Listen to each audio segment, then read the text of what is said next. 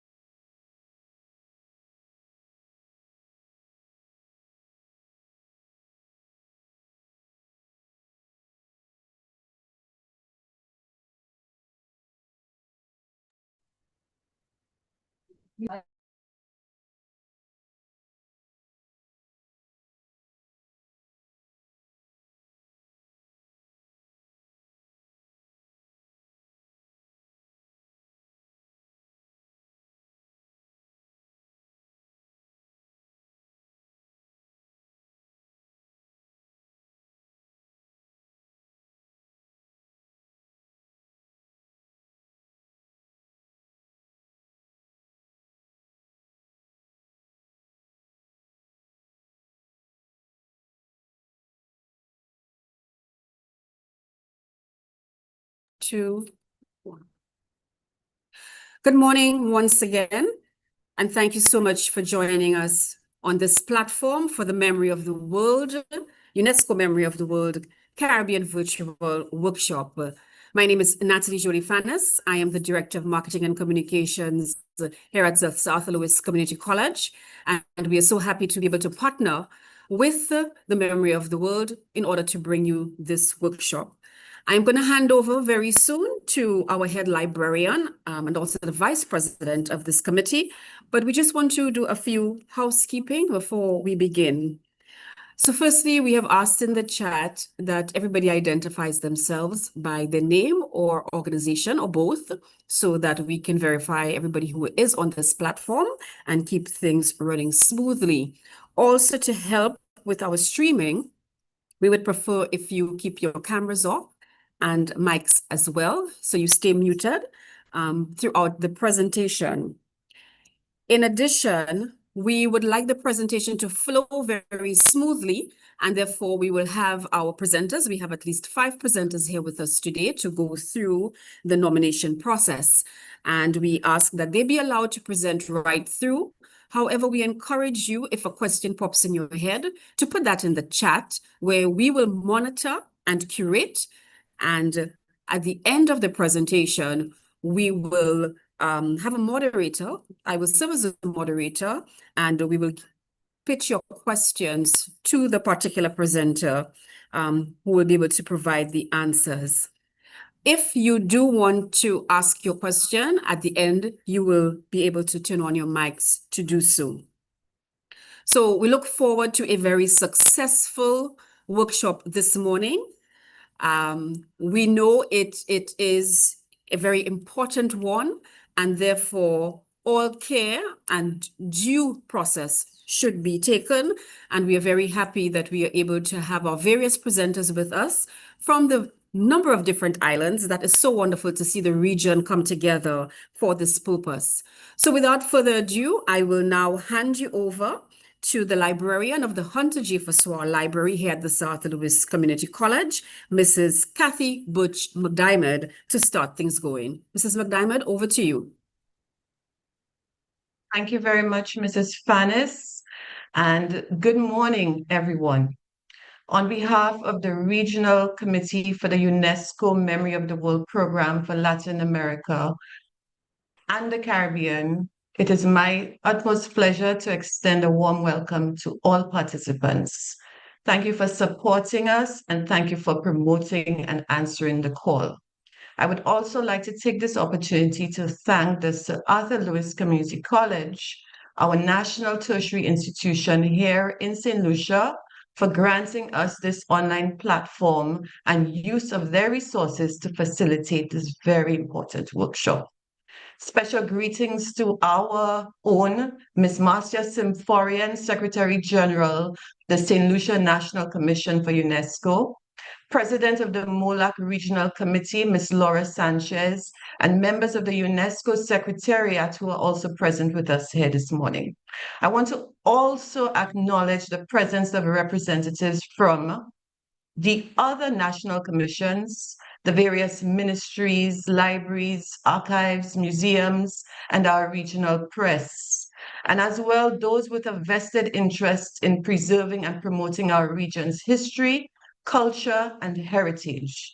Your continued commitment to helping us preserve, promote, and provide access to the documents and the collections that shape us as a region is truly vital and very important.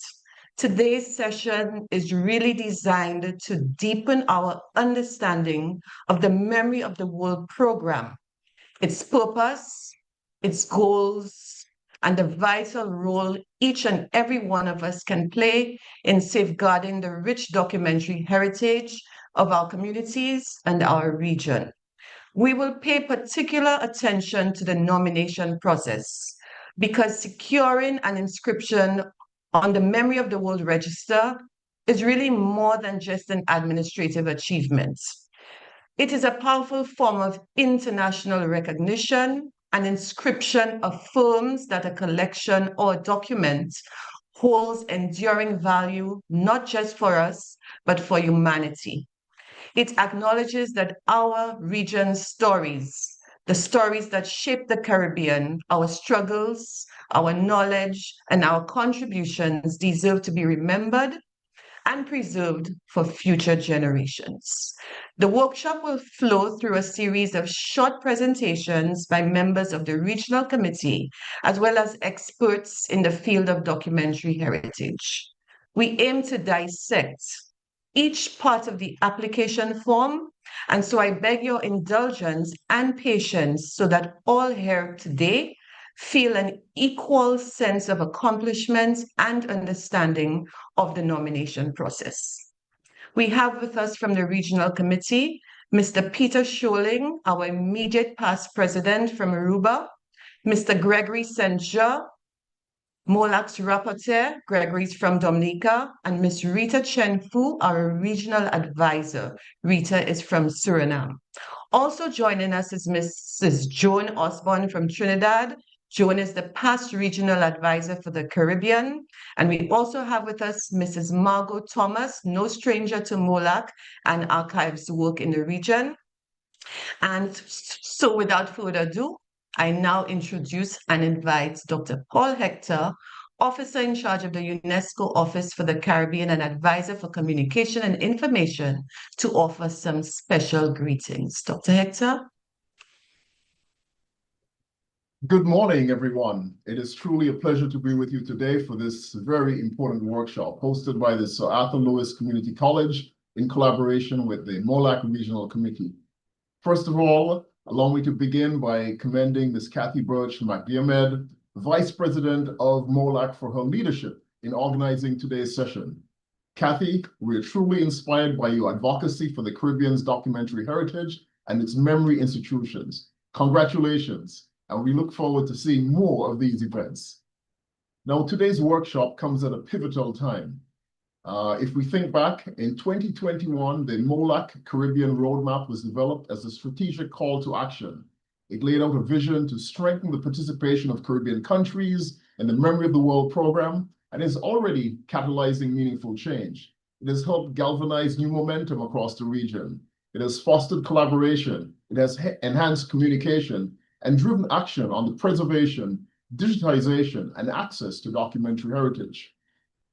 We've seen existing National Memory of the World committees being reactivated in, for example, Jamaica and St. Martin, while new ones have been established in Aruba and the British Virgin Islands. These developments are helping to strengthen the foundation for regional cooperation and are creating new pathways for safeguarding our rich and diverse heritage. Now, the urgency of this work was reinforced earlier this year in April at the regional workshop in St. Vincent and the Grenadines, where memory professionals, archivists, and also members of the media came together to address disaster resilience in our institutions. The St. Vincent Declaration, which emerged from that meeting, called for cross-sectoral collaboration, policy integration, and capacity building. It also led to the establishment of practical tools and the sharing of practical tools, including the establishment of a regional Google messaging group, and called for a roster of experts to support post-disaster assessments. We're also seeing, as one of the other very important developments happening within memory institutions across our region, greater recognition for our region and its documentary heritage. And a very good example of this is the recent inclusion of collections from Aruba and Curacao on the International Memory of the World Register. This is a powerful example of what's possible when institutions work in partnership, and when memory professionals are supported.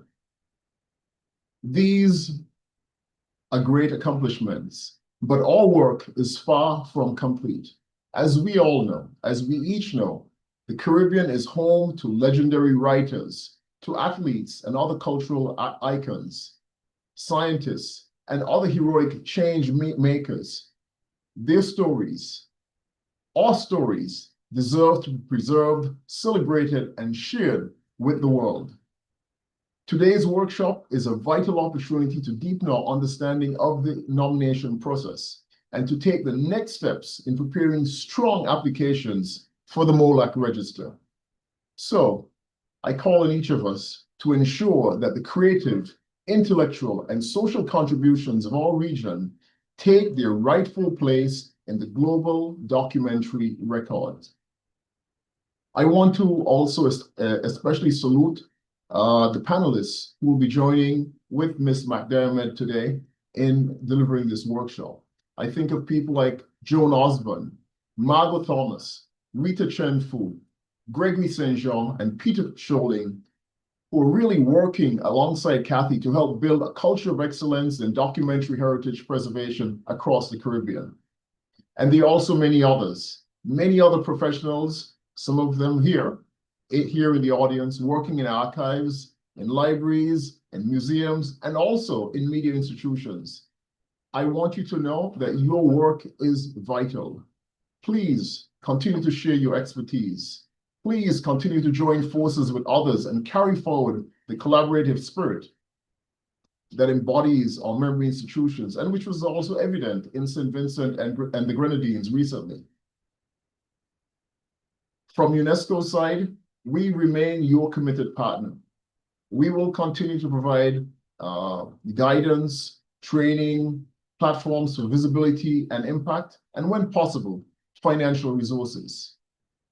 As we move ahead together, let us measure the success of today's workshop, not only by the knowledge that is shared today, but by the number and quality of nominations that are submitted to MoWLAC and to the International Register in the months to come. Together, let us safeguard, preserve, and share our documentary heritage so that the Caribbean can rightfully claim its place on the world stage. Thank you, and I wish us all an inspiring and productive workshop today. Thank you. Thank you so much, Dr. Hector. Thank you so much for recognizing, supporting, and validating the important work of memory institutions. And of course, everyone has a responsibility as part of that process. So thank you so much for your remarks.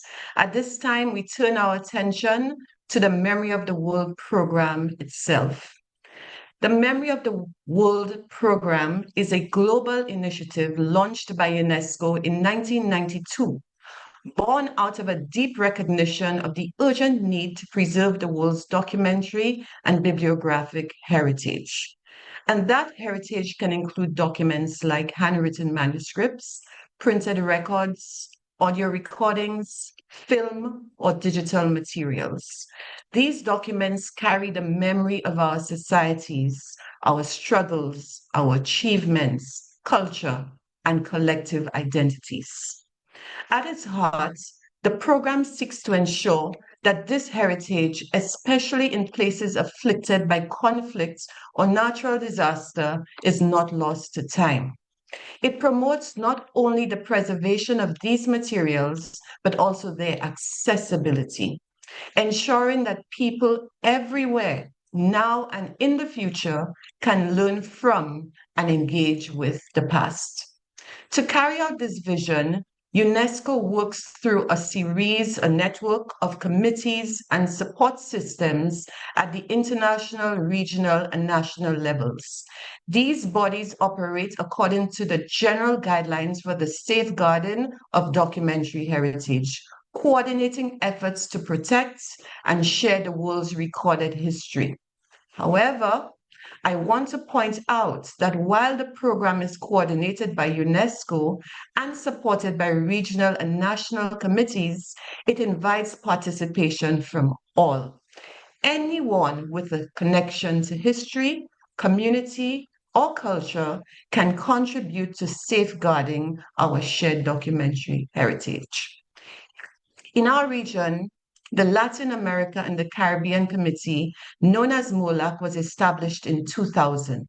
Its purpose is to champion the memory of the World Program throughout our diverse countries, helping to raise awareness, encourage preservation efforts, and support nominations that reflect the unique documentary legacy of our communities.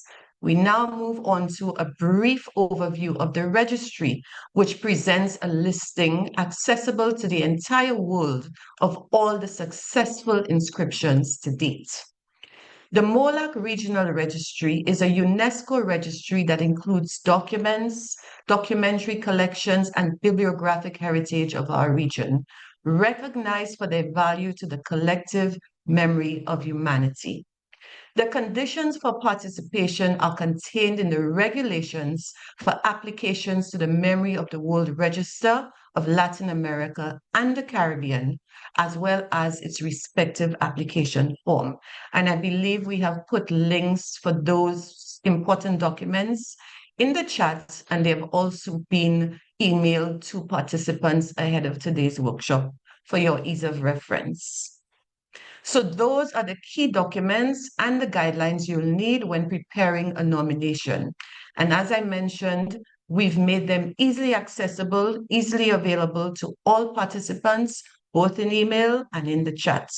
Feel free to use them and refer to them throughout today's session. Now let's take a look at what's already been achieved. Back in 2002, MoWLAC approved its very first set of inscriptions to the regional register. And since then, that number has grown to 263. These aren't just any documents sitting in storage, folks. They're records that reflect who we are, what we've been, where we've been, and the forces that shaped our societies. They're preserved in archives, libraries, museums, and even in some less conventional spaces, because heritage, as you know, doesn't live just in neat, tidy boxes, yes? What's really fascinating is the range of themes covered. When we talk about documentary heritage, we're not just talking about dusty manuscripts, right? We're talking about materials that trace migration, document our colonial experience, give voice to indigenous languages, explore the biodiversity of our region, and share the experiences of our human rights struggles, among so much more.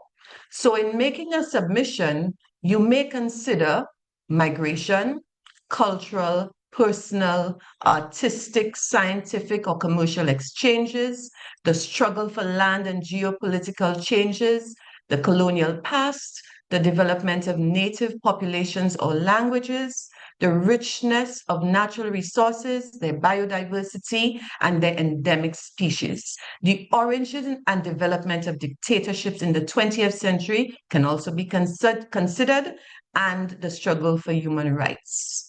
Now, to bring it all together, we look at two examples of successful nominations. Remember, feel free to use the chat throughout the session to post your questions.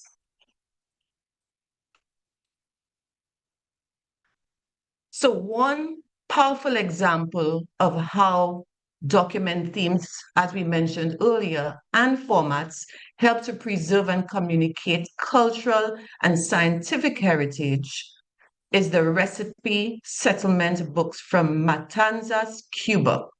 This collection, inscribed in the UNESCO Memory of the World Regional Register for Latin America and the Caribbean in 2023, comprises 61 handwritten manuscript volumes. These record over 500,000 medicinal formulas, prepared between 1873 and 1964. The theme here you would recognize is scientific, having to do with medicinal and pharmaceutical history, particularly natural medicine practices. Because the original format is fragile, the documents have been digitized to ensure both preservation and accessibility. This inscription underscores the collection's exceptional heritage value and its significance in understanding the historical development of pharmacy in Cuba. So that's one fascinating example of how documentary heritage can preserve scientific knowledge and natural healing traditions from centuries past. Now let's shift gears a little and look at another powerful example. This time we'll take a look at one that speaks directly to our region's social and historical experiences, especially the legacy of enslavement and the resilience of communities in the Dutch Caribbean. This second example builds on our discussion of how documentary heritage shapes our historical experience. The documentary heritage of enslaved people in the Dutch Caribbean, specifically from Suriname, Curacao, and St. Martin, was first inscribed in the MoWLAC Register in 2017 and later elevated to the UNESCO International Memory of the World Register in 2023. The historical sub-themes in this collection are powerful. Take a look at it. Enslavement, emancipation, and post-abolition life. The documents include plantation records, civil registries of freed individuals, and even compensation claims filed by plantation owners at the time of abolition in 1863. In terms of document format, we see a combination of written records and oral narratives demonstrating how both tangible and intangible sources work together to preserve memory and identity. This inscription is the result of a collaborative effort among national archives and heritage institutions from Curacao, Suriname, St. Martin, and the Netherlands, highlighting again the importance of shared responsibility in safeguarding our historical memory. And now that we've explored what a successful nomination looks like, let's talk about how you can take the next step and contribute to the growing memory of the World Register. It is with pleasure that we invite you all to submit your proposals to the Memory of the World with records that account for the features of the history and evolution of our Caribbean region, to join those that the Regional Committee has recognized in previous years in archives, libraries, museums, and other dwellings. We call for a broad record of the cultural and social and historical processes that are interwoven throughout our societies, records that document our milestones, our processes, and our memories. The deadline for submission is August 15th, 2025. So as Dr. Hector said, we invite you all to submit nominations and help us preserve and add to the wealth of documentary heritage in the Caribbean, in our region. And finally, from me, before I hand you over to our first presenter, I just want to inform all participants that our main case study for today is the Thomas Thistlewood Papers, a remarkable manuscript collection held at Yale's Birch-McDiarmed Library. These handwritten journals span from 1748 to 1796 and give us a raw, detailed look at plantation life in 18th century Jamaica. They cover a range of themes, everything from the brutal realities of slavery to weather patterns to agricultural practices. And because of this, the collection holds value not just historically, but also for research in areas like climate change and the legacy of colonialism. The papers were added to the MoWLAC Register in 2023, and we'll be using them throughout the workshop to walk you through the MoWLAC application form, sections 1 to sections 14, as a guide to building your strong, successful nomination. Now we begin our in-depth walkthrough of the MoWLAC application form.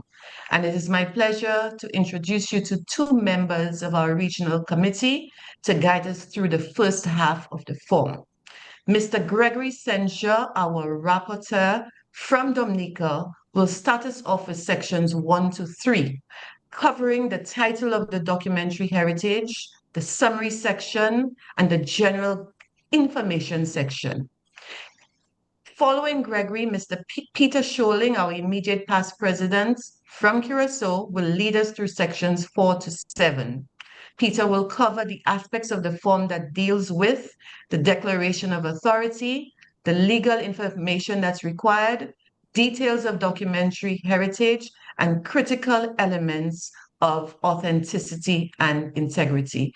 My apologies, that should the Peter Scholing is from Aruba. I don't know why Curacao keeps in my head. So thank you, Peter, and welcome, Gregory.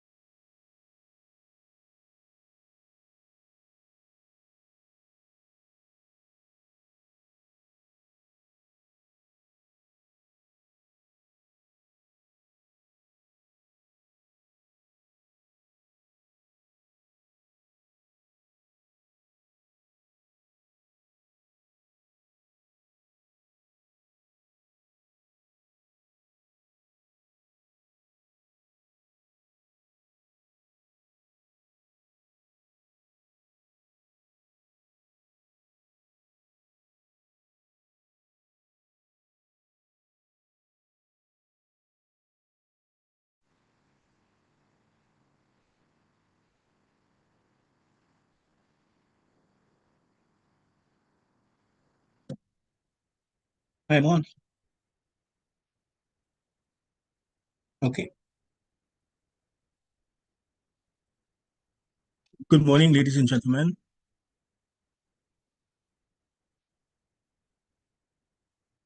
As previously indicated, I am Gregory St from Dominica, and as also indicated, I also serve as the rapporteur for the MoWLAC Committee. Today, I'm here to guide you through completing sections 1 to 3 of the bilingual form, English and Spanish. And today, we are also pleased to assist you in making this process much easier than you might expect, even though the form may seem a bit daunting. But rest assured, we are here to help, definitely help you. So let's begin. Section 1, the title of documentary heritage item or collection. We are all participating in this workshop and we all have names and also a title, Mr., Mrs., or Doctor. The title on this form is very important as any other element, such as writing a book or an essay. For this application, the title should be concise, not too brief, and must also include end dates, as demonstrated in Thistlewood's collection, which you're seeing on the screen. You may also select a title that accurately reflects the content of your collection, or you can specify whether it includes manuscripts, newspapers, audiovisual recordings, books, or paintings. The title may also refer to a topic, the individual or institution responsible for the collection, and additional specifics such as the volume, the era, publication date, and all the years covered in total. Please note that it is recommended to include the individual's birth and death dates in parentheses or brackets if the title describes that individual's collection. If the original title is in another language, such as French, Creole, or Portuguese, note that in that language, but include the Spanish version or equivalent in brackets as well. Remember to be consistent, and the title is very important as it will be used on the certificates of inscription. This takes us to section 2, which is now the summary. Another key important part of the application form. This section, as you can see, appears at the very beginning and establishes the tone for both persuasion and information. To put it in another way, share something novel, something they have not encountered elsewhere regarding this important nomination. The summary should consist, as you may see, of 200 words and provide a brief description of the documentary heritage being nominated.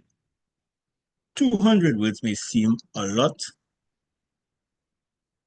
but once you've gone through it, you realize that you have presented something very important, and interestingly, you may have left out something, but keep it to 200 words.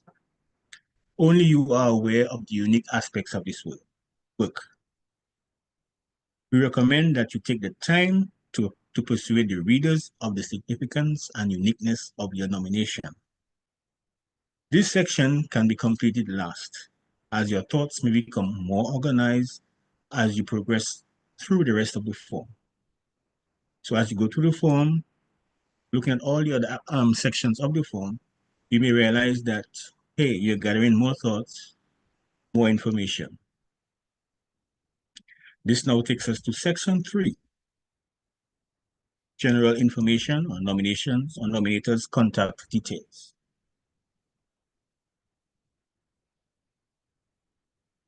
Now, what is the value of all this hard work if the examiners cannot reach you?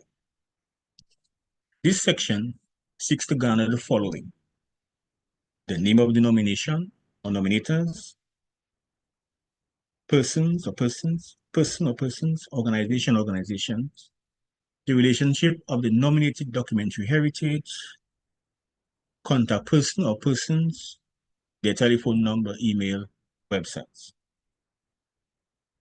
One important guide for this section is don't translate your institution's name. You leave it as is. You also indicate whether you are the owner or custodian of the item or items being nominated. Please provide the name of the contact persons along with the full address, including the street number, postal code, city, and country. And if you're from the Caribbean, where we have building numbers, you also include that. Additionally, do not translate the address, same as the institution's name. Of course, your telephone number or numbers and email addresses would be very much important. We also ask you to provide a link to the exact location, preferably using Google Maps. Also include websites and your social media profiles, as these will serve as evidence of your work and provide even better access to what you're nominating. Thank you very much. And this concludes my contributions to section 1 to 3. I will now hand you over back to the moderator.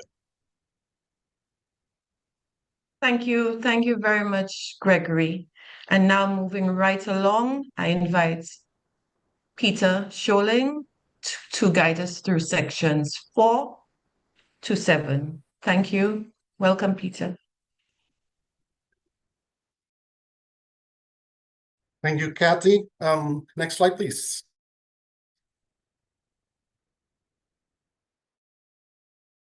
The next slide, hopefully it will come. Yeah, okay.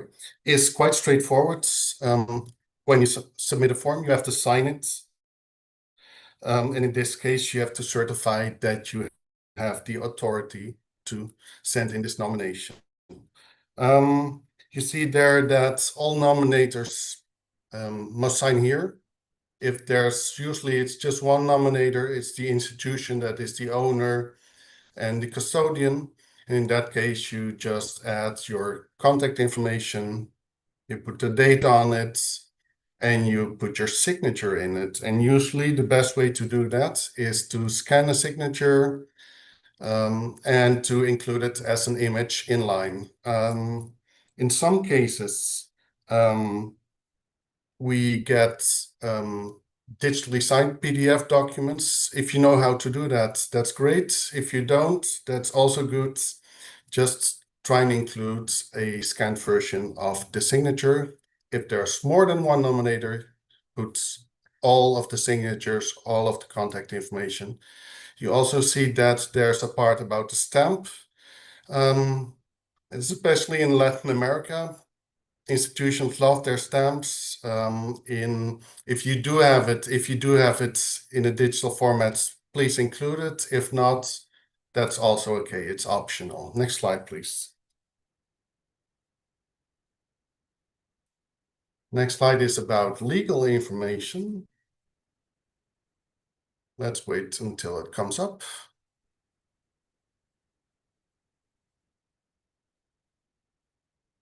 Yes. Okay. It's also quite straightforward. In section 3.2, you already had to write down what your relationship to the nominated item or collection is.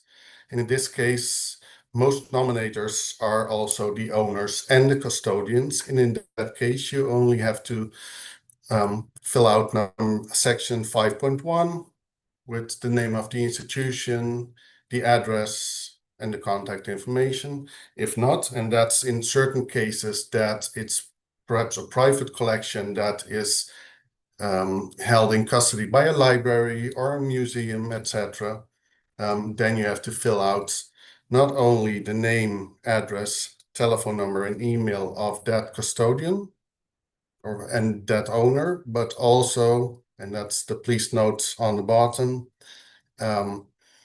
a consent form by the owners. And these sections 4 and 5 are to ensure that the one that's nominating is actually allowed to do so, and that we know specifically about its legal status and how the different dynamics are between owners and custodians, etc.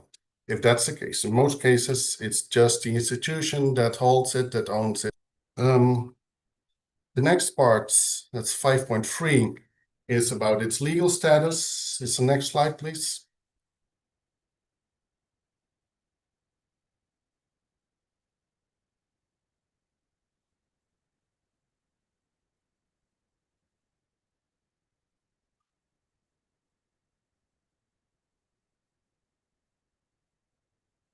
Next slide, please.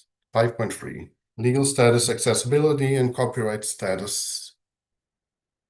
Thank you. Usually the legal status, the part is quite short. In this case, you see that something else has been filled out that usually gets added to a different section that will come up right away. But usually you mention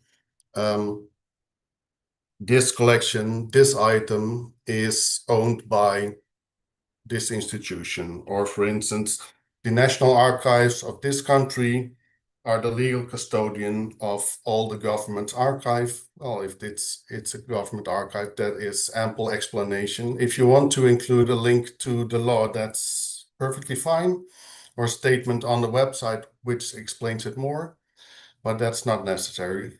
Like I said, usually it's quite short. 5.4 about accessibility. Well, Memory of the World, UNESCO, Communication Information section, it's all about open access. That's not specifically necessary. In this case, you don't, if there are certain circumstances that collections, archives, items are maybe privately held, they're really fragile. Well, in that case, it might not be accessible that openly, but hopefully there is a digital version. If so, explain where you can find it. If there are special visiting hours or restrictions to get the document, or in some cases you need to apply to open it, to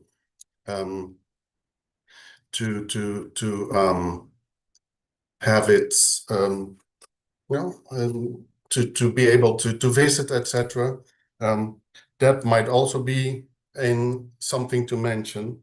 There are also, and we had that in the last year's call for nominations, and it was a successful registration. It was a privately held collection.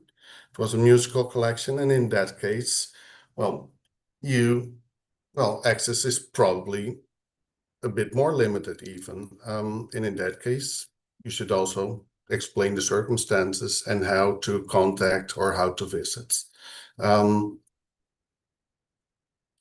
In the case of a digitized collection, etc., please specify where you can find it. Please do check all the links that you include in a document, because we see a lot that something is not accessible when we try to look into it. And especially if that link contains really important information for the nomination, like cataloging information, please do check that beforehand. The next section is on the next slide, copyright status. If you can go to the next slide, please. Like it says in the text, the answer to this question is not taken into account when determining whether something is eligible, yes or no. But it's important to note. I just mentioned the example of the musical collection. In that case, if it's a recent collection, it's still on copyright. If it's in the case of a government archive or a document from centuries ago, well, it's in the public domain. In this case, it's quite straightforward, but and then you can be really short if that's the case as well. Next slide, please. Section 6. In this section, you have to provide more details on the documentary heritage, specifically where you can find it, how many items it contains, what kind of information, what kind of documents or carriers it contains. So 6.1, the type of documentary heritage. Something is a documentary collection, it's audiovisual collection, it's a ledger on recipes, for instance, in the example that Kathy mentioned. In short, don't have to fill out much. You are the expert on your collection, so you know what it's about. The next part, the catalog or registration details. You see the italic part that's specifically for archival collections. Then we have a special subform, an annex that you have to fill out with all the archival details. One of my colleagues later on in this presentation will guide you through that as well. But if it's in here, you can just mention if it has an online catalog, just mention the numbers, the dates, the types of materials, and where the details can be found. Don't copy paste all the metadata information, all the descriptive information in this part. You can either refer to something online.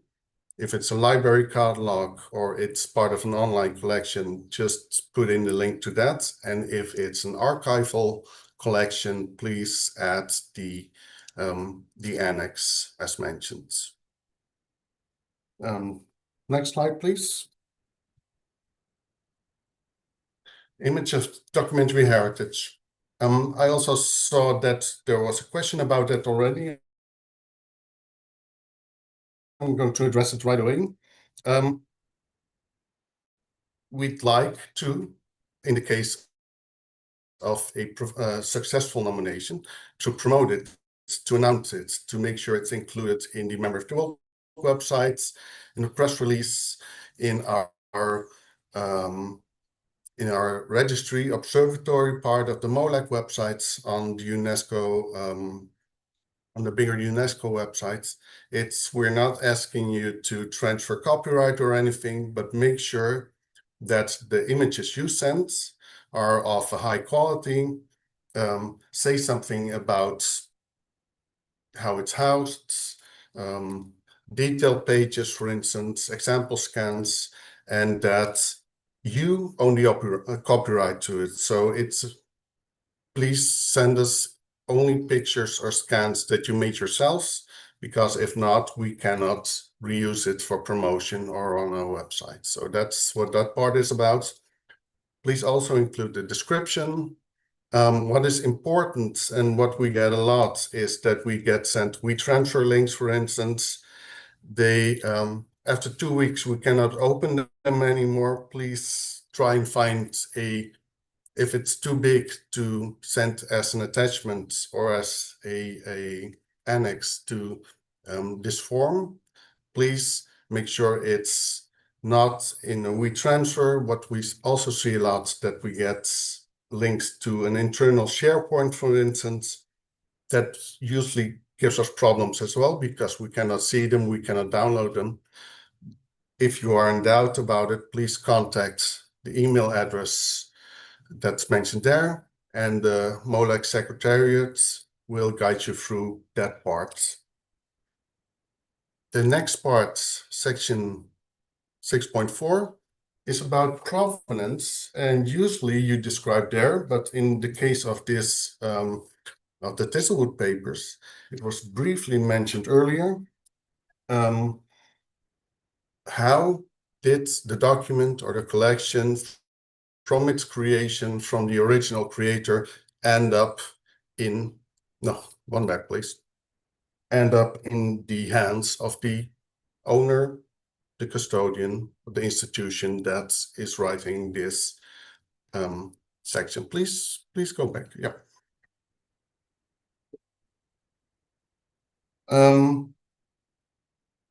Just mention how it came there, if it's complete, if it's where it is now, how it was acquired. Further details on what the nature of the document is will be addressed in other sections as well, when you're trying to build your case on how to nominate, why this is important. But in this case, just focus on what it is and how you got it. Next slide, please. Next part is about a bibliography, section 6.5. If you're nominating a work or a collection that is notable, we should be able to read about it, right? Please put it on the screen. 6.5. Yeah. So in that case, there are articles, books, etc., written about it, and where we, as documentary heritage specialists that are in the commission, but not specifically the experts on this specific work, can read about its background, about its significance, etc., etc.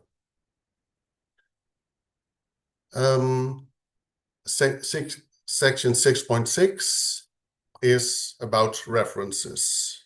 There's room to add up to 3 experts. They have to be external experts, not people working and directly involved. So that usually is a historian, a person that is an expert on that particular person or that particular type of heritage or that specific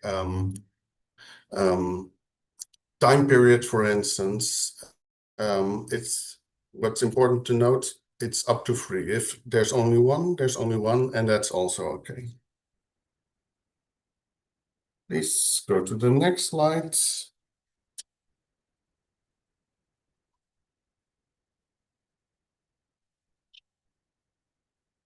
Slide 24, please.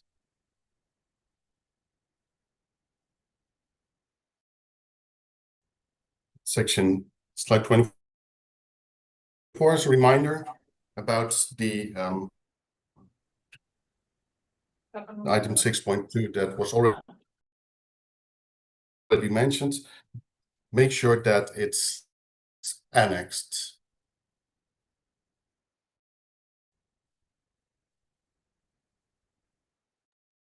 There seems to be a slight Next slide, delay please. when we change the slides, Peter. Yeah.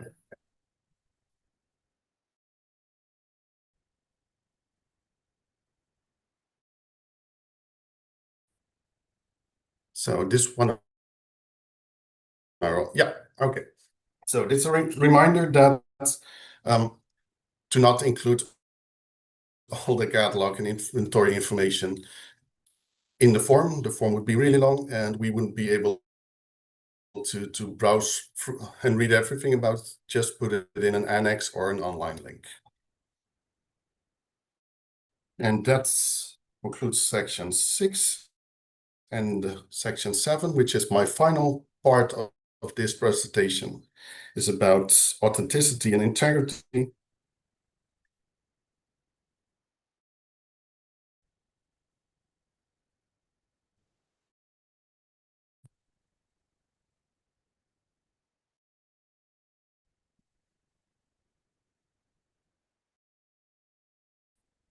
Yes. In this case, it's about a collection of papers. They're complete, they're held together at one place. Sometimes it's more complicated. Maybe, and that's a case example I'll show you in a minute. Maybe it's a partial, it's a second print, but it's the only one. In the case of a publication, it might be one of just a few, but the prime example, for instance, of such a work. But usually in the case of papers, that's held at one place. Sometimes it's something that's held in multiple places and it's a co-nomination, but here you explain if it's whole, if it's in a good condition, etc. So yeah, that's for us to determine if we should be looking at some other part of the collection that's not there, or if there are copies of the same thing somewhere else. That everything plays a role in this determination. Can you go to the next slide? The next slide is about a sample item that is already registered. It's an example from Curacao.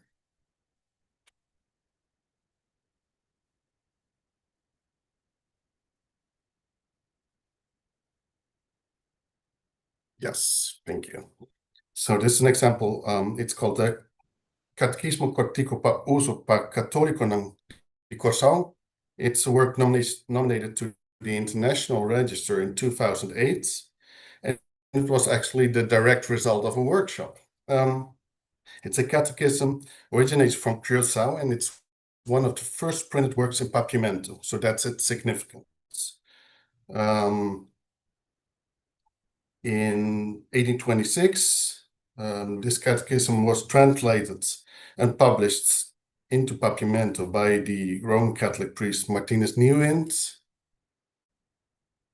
And in that, what was then still unofficial Papiamento, but it was the language of the people, Dutch being the language of the administration and of the colonizers.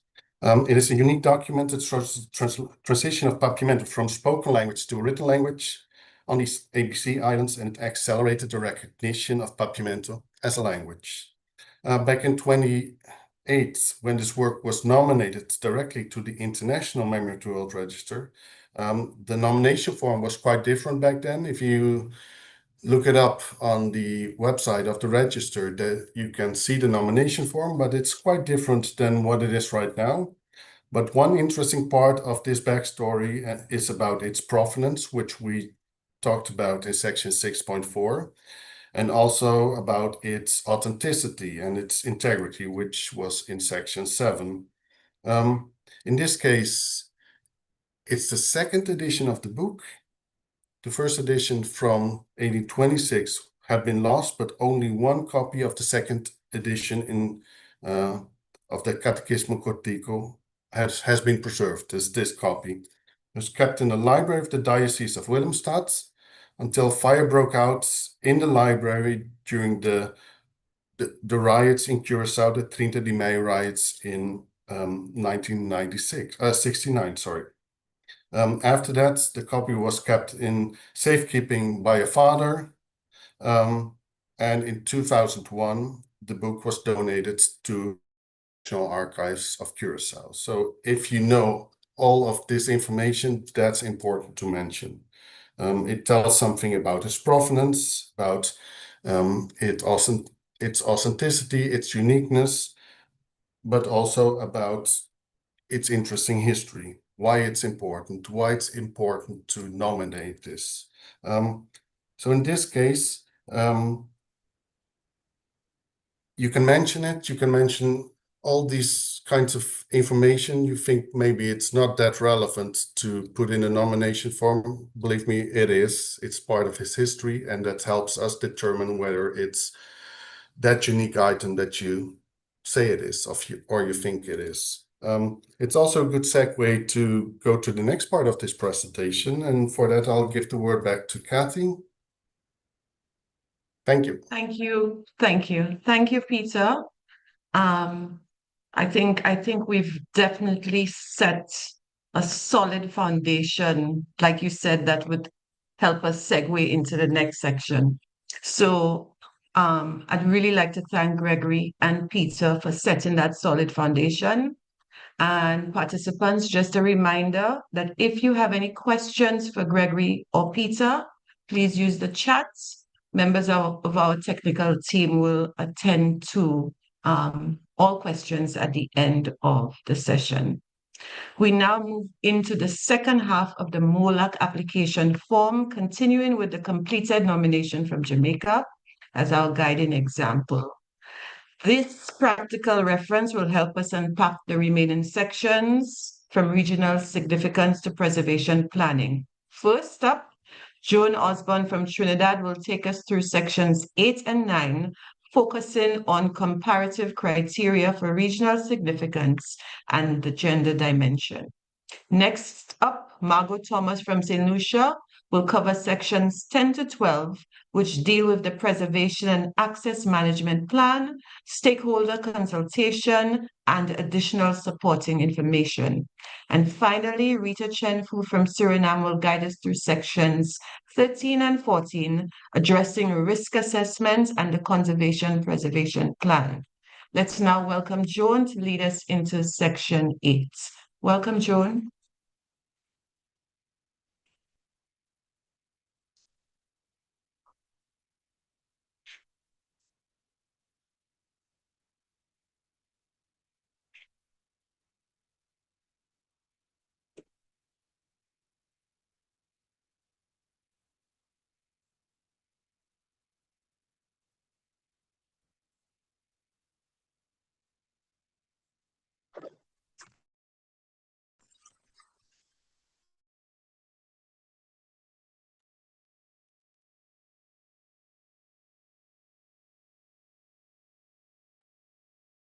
Hi, Joan, can you hear us?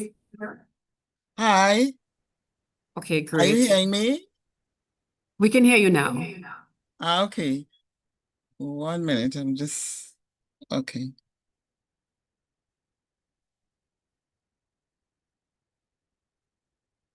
Okay. Good morning, everyone. Thank you very much, Kathy. And I wish to really welcome and to all the participants. I am very, very happy that this workshop is taking place.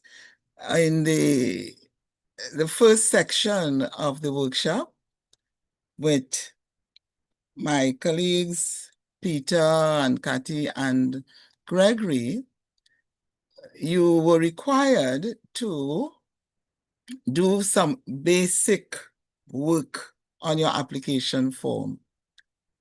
For this section, I am sorry, but this is a section whereby you have to really get into your collection. you need to know the collection very well. For the summary, which is in the first part, which you advise you should really complete last.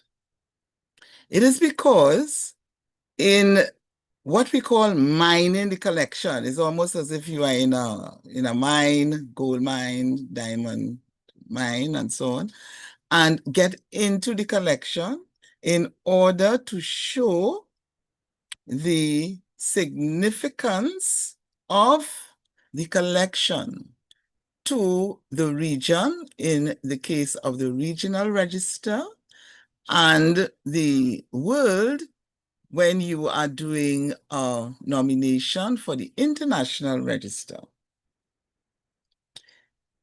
To determine regional significance, you really need to read your collection. Your collection may have, depending if it's an author, in the case of Tisselwood, it was a diary. You may have letters, you may have manuscripts, different elements and aspects of it. You need to know what it entails and why it is significant. What does it cover? What does the documentary heritage tell us in relation to the history of the region as a whole or a sub-region?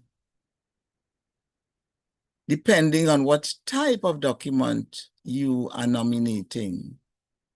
Is it involved into any wars, for example? Is it about conflicts within the region and which part? In the case of an author, is it a poet, for example? Has this work been covered by in other countries?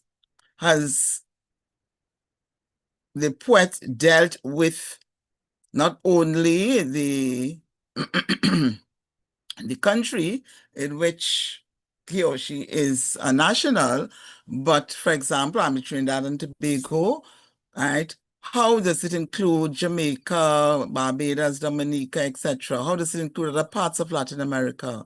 How has it been used? So that historically, where do you place it? And that is what we mean by the comparative, to do a comparison.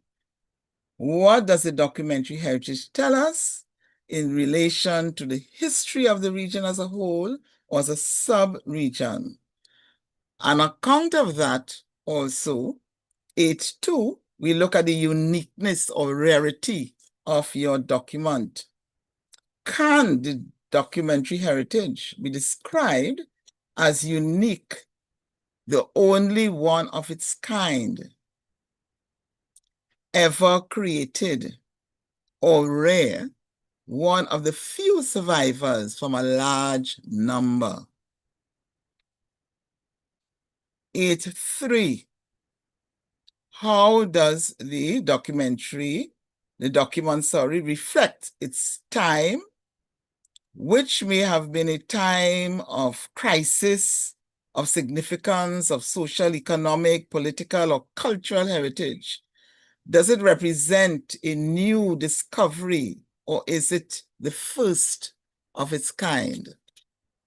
Now, in this section, 8.3, 8.4, 5, and 6, your documentary heritage may not have all or be related or be significant in all of those areas, but you need to identify which ones that your document, which you are nominating, which ones are relevant. For example, in terms of place, you place the document does it contain crucial information about a locality important to the history and culture of the region or the world?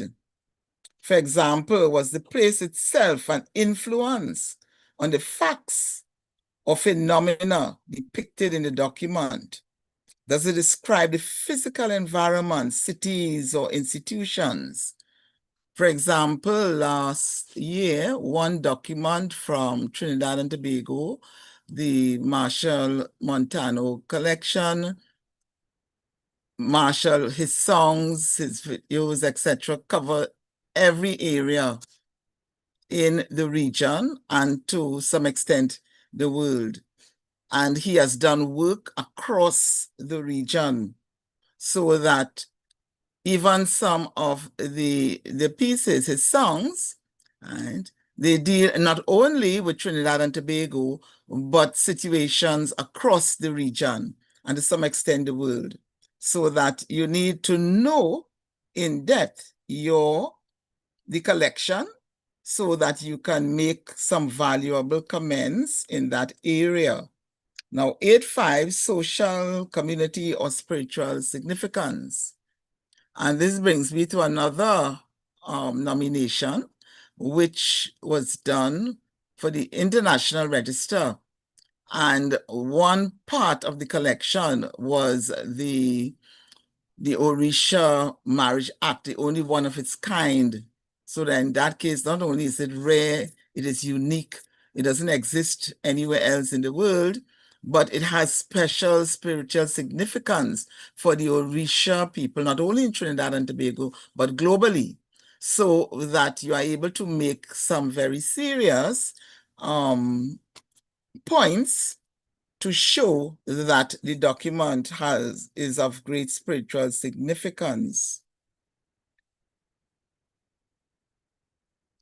Now, when we look at 8.6, subject and theme, does the document represent a particular theme in terms of the intellectual nature? Is it of a political ideology? Is it sporting? Is it artistic?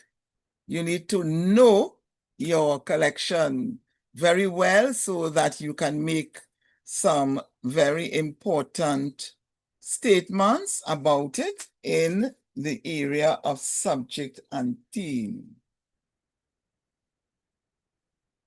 When we think about the form,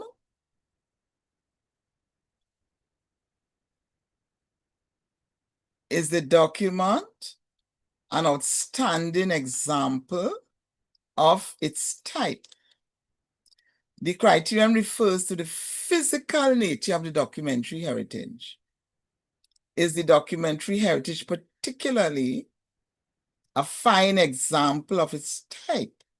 Does it have outstanding qualities of beauty and craftsmanship? Is it new or unusual type of carrier, or is it an example of a type of document that is now obsolete?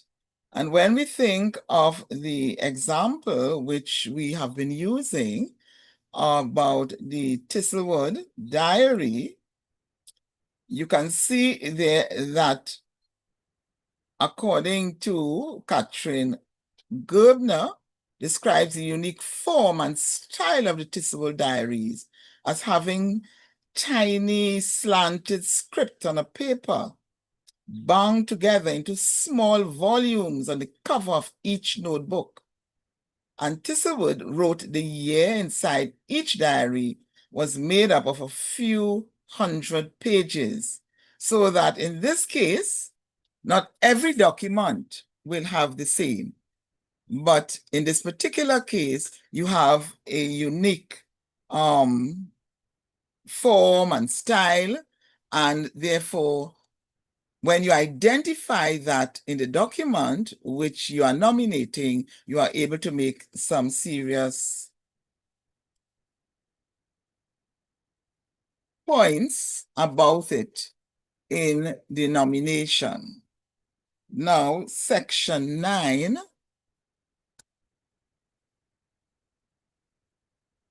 of the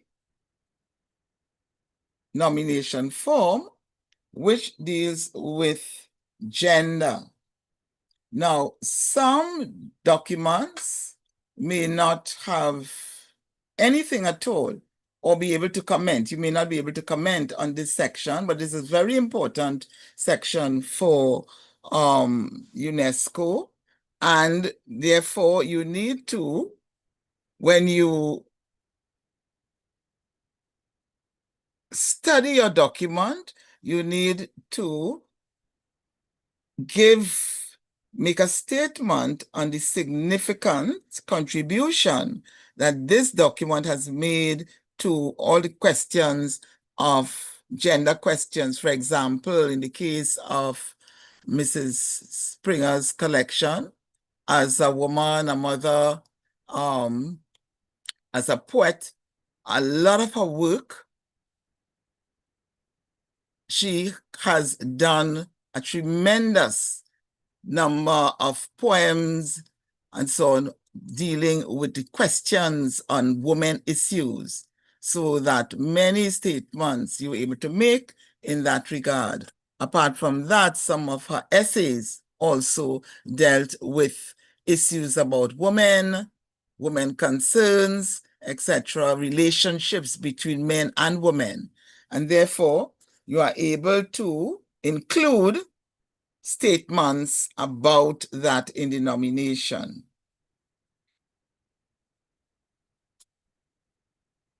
On stories about women, etc.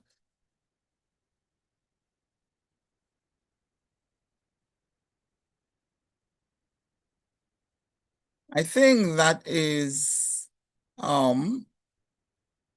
the key points that I wish to make about determining regional significance in section 8 and addressing the various forms, and also the whole question of dealing with gender issues in the nomination form. Oh, thank you very much.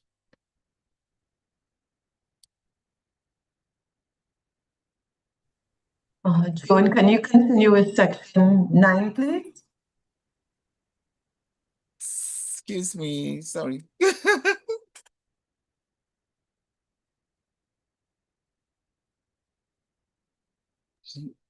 Sorry, Joan, I think that's my apologies. You did address gender. I just did. I think section 9 was gender, yes? That's correct.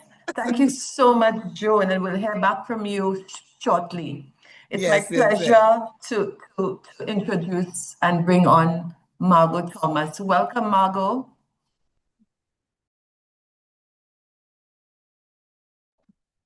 Thanks, Cassie. Hello, everybody. It's a pleasure to be with you this morning. And as an old president of MoWLAC, 2009 to 2012, that's before the emergence of many of you here. I worked with Memory of the World, and I am still the chairperson of the National Memory of the World Committee. Yes, so we're looking at the section on preservation and access management plans. Now, this is an area that may be a little problematic, and I'll tell you why.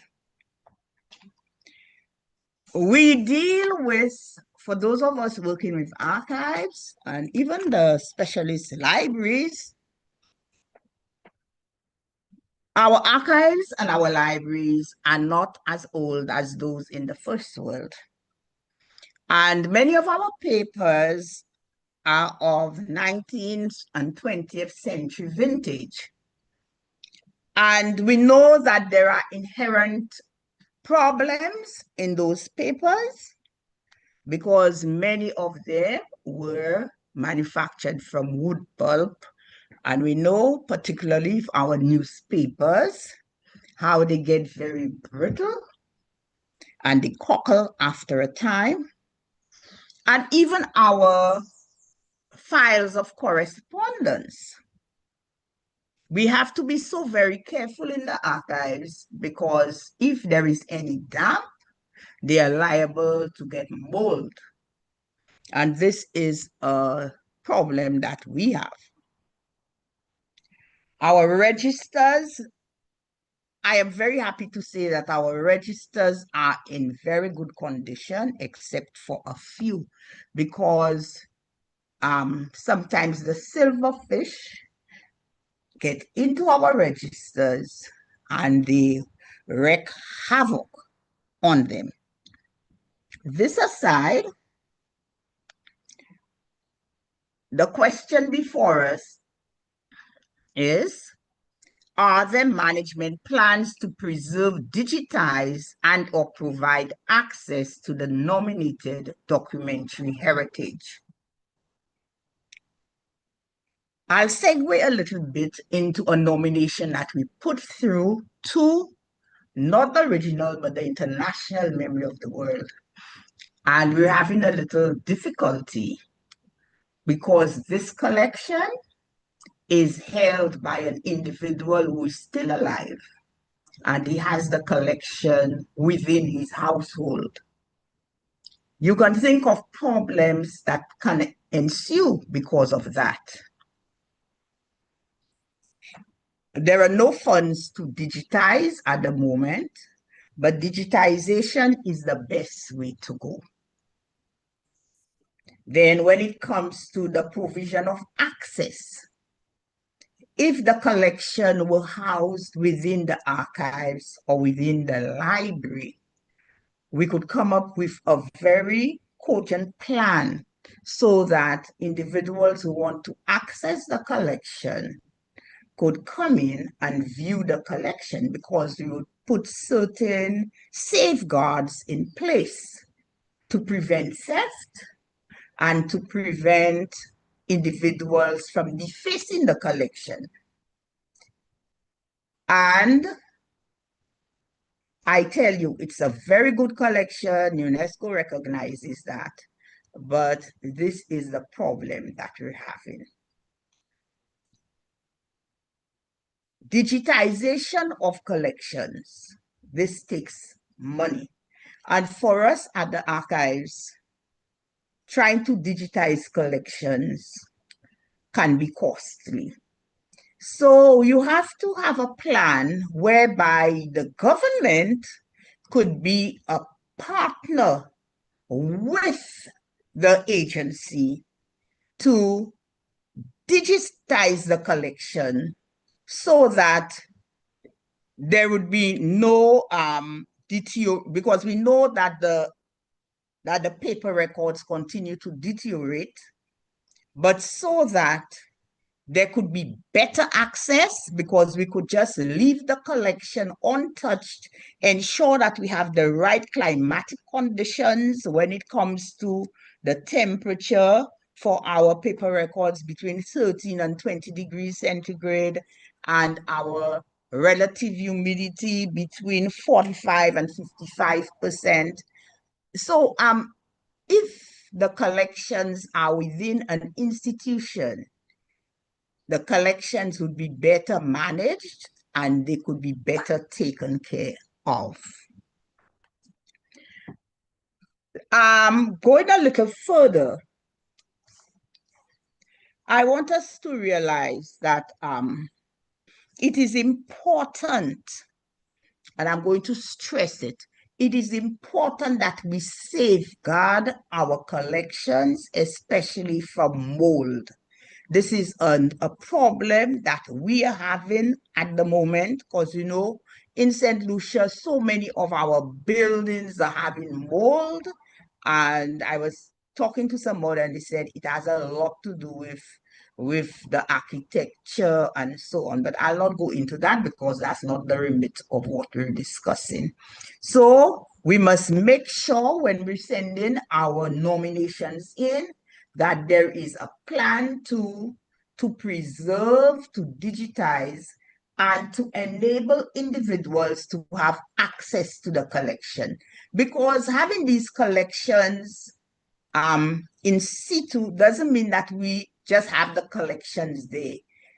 I am of the view, and archivists and librarians too would be of the view, that our collections are for our people to access and to find out more about the history of the country and to help them gain a better understanding and appreciation of our heritage.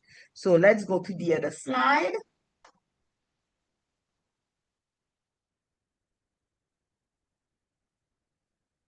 Okay. The stakeholders, we have to know who they are. And we have to get them involved in the collection. We have to let them realize that the collection is there and the collection can be utilized. The collection I was talking to you about, and I was saying it is problematic when individuals who own the collections have them within their remit, their home spaces. It's difficult to just allow people into your house to view your collection. So that is why I would advocate that we encourage individuals with collections to pass them on to the archives or to our Hunter J. Francois Library, or if you're overseas, I don't know what libraries you have, but encourage individuals to do that. And it may be a good thing to encourage this before the individuals pass away. Because after they have gone, if they have children, then there may be confusion with some child saying, oh, it belongs to my mother or my father, and I'm not willing to give it up, and so on. So we need to have this conversation. And especially now, people are just passing on very suddenly.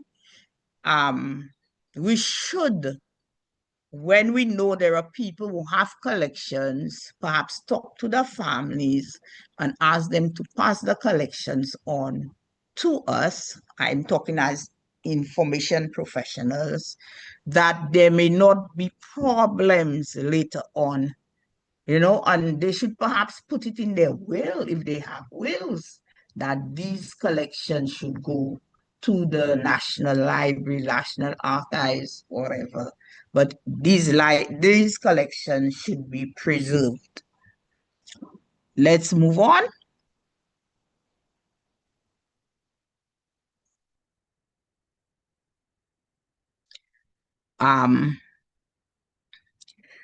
Yes, any other information or support? We would like our ministries of education, UNESCO, and so on, to assist us in getting our various nominations on the National Register. I worked hard to get the Roderick Walcott collection on the regional register, and it is there. The Sir Arthur Williams collection, because I went to Princeton and I worked with them and we got that on the international register.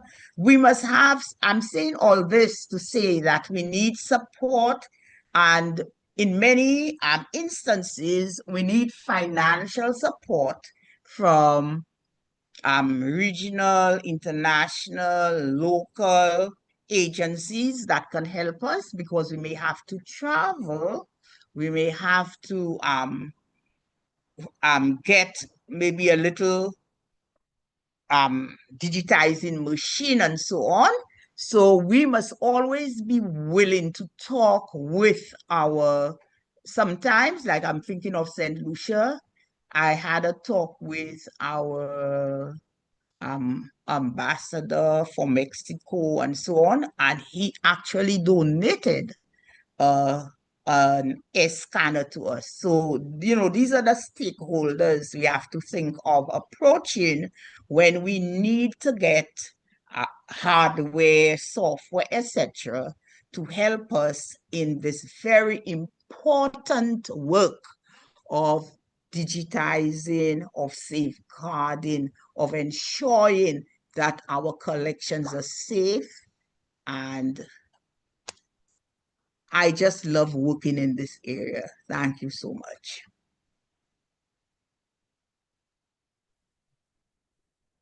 Thank you so much, Margot, for your contributions. And it's always so refreshing to hear you speak. I want to acknowledge Margot's tenure as one of the past presidents of UNESCO MoWLAC. Margot, thank you so much for your contributions in this important work. Thank you, Joan, and thank you, Joan, and thank you so much, Margot, for covering this very important section, particularly as it relates to understanding and validating the regional significance of your nomination. This is extremely critical. And of course, you have support from the UNESCO Secretariat. If you have any questions or doubts about the validity and regional significance of your nomination, feel free to reach out to the Secretariat and your questions will be addressed.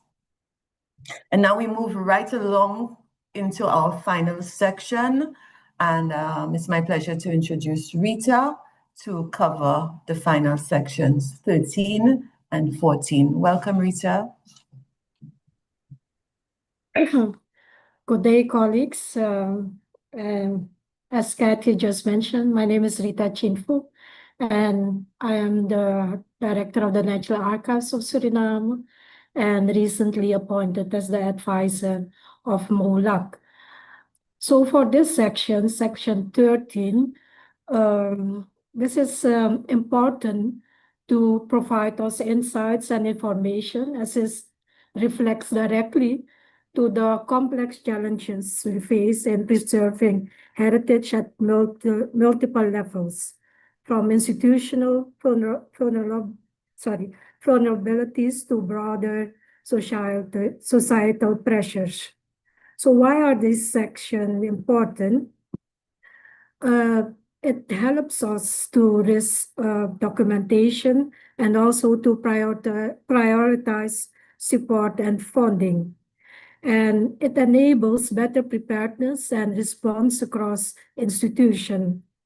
And this is important to know and to inform you also about the UNESCO Memory of the World Observatory of Risk. This is a digital platform designed to raise awareness about the dangers facing documentary heritage and to support the preservation of documentary heritage. As you complete this section 13, please ensure you provide detailed information relevant to the documentary heritage you are nominating. Identify any environmental or disaster-related issues affecting your institution or collection, and also indicate whether your organization has a disaster management or emergency response plan in place. For each identified risk, select the issue and rate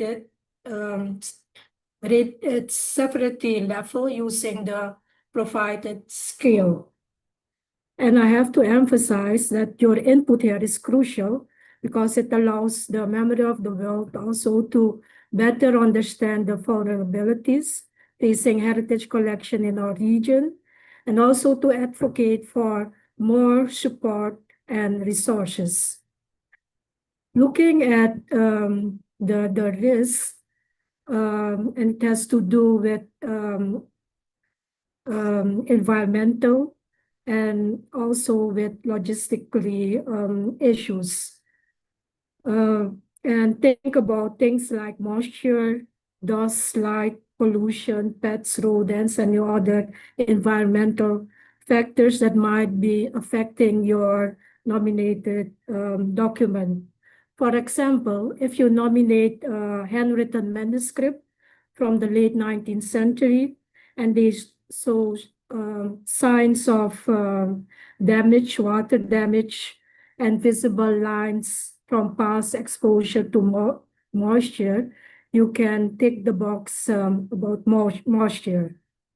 Some have developed also foxing, and perhaps few pages are brittle. Insects perhaps have caused damage along the spines of several bone volumes, and this accumulation, perhaps if they are noticeable, you can add to the box, and it, the level of risk is from none to low and to more high risk. The next slide, please. It's about section 13.2. If you want to elaborate on the risks you mentioned in section 13.1, you can elaborate on this section about the documentary heritage at risk. Next slide, please. Section 13.3. It has to do with any management or organizational risk. If your nominated document suffer from any management or organizational risk, you have to indicate to the corresponding level of risk in the space provided on this section. And for example, if the archives are stored in a building or repository that doesn't meet proper standard, and also additional or inadequate staff is lacking to maintain the nominated document, lack of boxes, you can take one of the boxes here. And again, if you don't have any issues, then you can take the box none. Next slide, please. That's section 13.4. And this is to better understand your answer.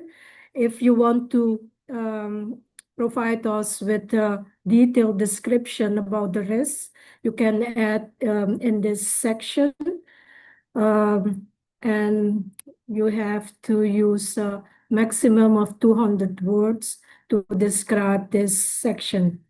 Next, that's section 13.5. Is your documentary heritage that you're proposing at risk from any natural disaster? Please pick the issue and then apply, and based on how the risks are, is it non, low, moderate, high? As you also are aware, you live in the Caribbean. We are challenged by several risks, mudslides, earthquakes, hurricanes, volcano eruptions, and so on.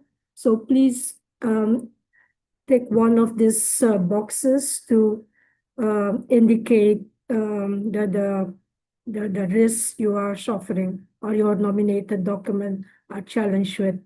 Next slide. That's section 13.6. And to get a clearer idea, you can also write an elaborate description about the natural disaster that are affecting your documentary heritage. Next slide. That's section 13.7. This is about political and also social risks. You have to choose one of the issues you are challenged with in the region. Is it theft or robberies threatening other social cultural environment, armed conflicts, and so on? So next slide, please. Section 13.8. Furthermore, this is also important. You can also elaborate about the risks you mentioned in previous section.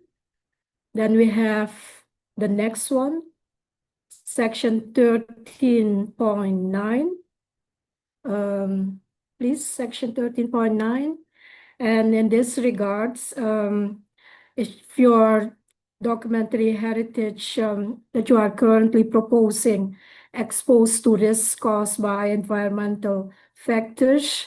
And this has to do with the location, the site of your neighborhood, your furniture, your repository or something else.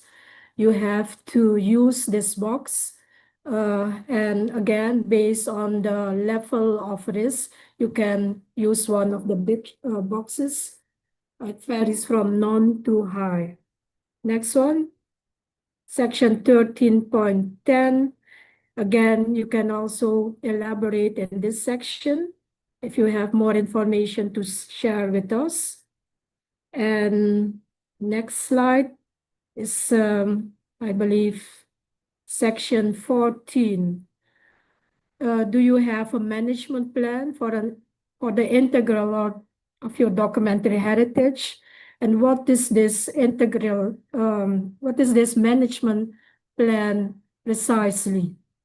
This is an integral conservation plan, and it outlines a strategic framework for preserving and ensuring access to your documentary heritage, and address both physical and digital materials.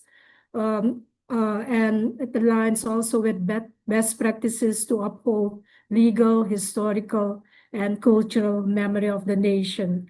So the legal institutional framework, digitization and preservation, emergency preparedness, monitoring and evaluation, and so on.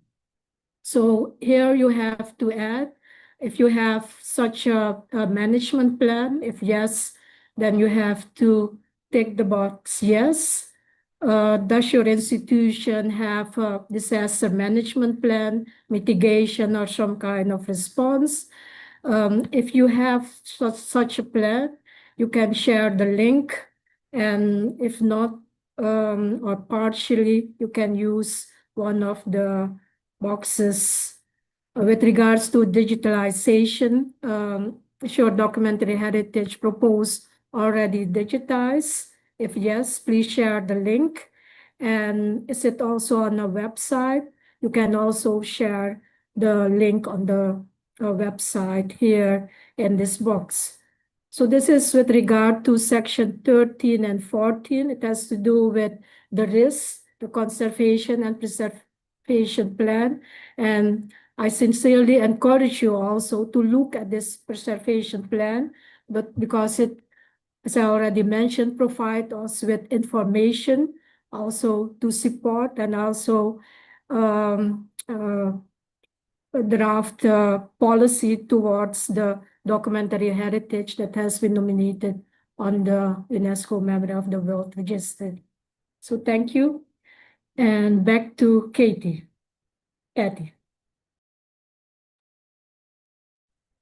Thank you so much, Rita, and don't go away yet. I want to acknowledge Rita as well. Rita is also one of our past presidents of MoWLAC. Thank you, Rita, and thanks, Peter, for pointing this out. We have with us today, facilitating this very important workshop, 3 of our past presidents serving on MoWLAC's regional committee. Thank you so much. And before we wrap up this segment, we move on to a brief but very important section, sort of to just wrap things up so that we can all understand the pitfalls that we should avoid in submitting a nomination. Just a nice little do's and don'ts section. And I'm going to invite Joan to join us again to present the section. Thank you very much, Kathy. This is very important for over the years. Many times when we receive application for nominations, there are some things that are left out in the rush to complete the nomination form. We tend to make a few little mistakes, and therefore we need to, this is just to make sure that you keep this in mind when you are submitting your nomination form. The checklist is very, very important to take that checklist and go through the checklist with your nomination form. Now, do understand what qualifies as documentary heritage and why it's significant. Because depending on what you are nominating, you have to make sure that it is within the descriptions for what should be nominated to the register. So there's some people, we want to nominate like an artist, the work of an artist, but therefore the art pieces may not be the ones that would be considered as the documentary heritage, but the workbooks that are used to create the art. That is just one little example. 2, please use the official MoWLAC application form completed in both English and Spanish, because we need to translate. Those English-speaking areas must translate to Spanish, and the Spanish-speaking areas must translate into English. 3, submit all required digital files, images, audio, video,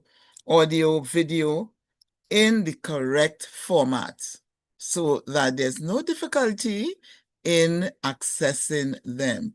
It makes your nomination go through the process for evaluation smoothly. 4, are you seeing the checklist? We are saying that they are not seeing the checklist. The slide with do's and don'ts. If that can come up, please. 1 minute, June.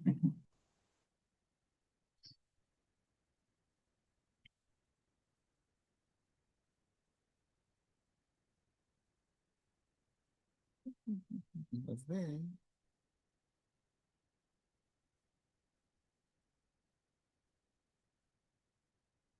Thank you very much for alerting us that you were not seeing the checklist. A very beautiful, important takeaway checklist.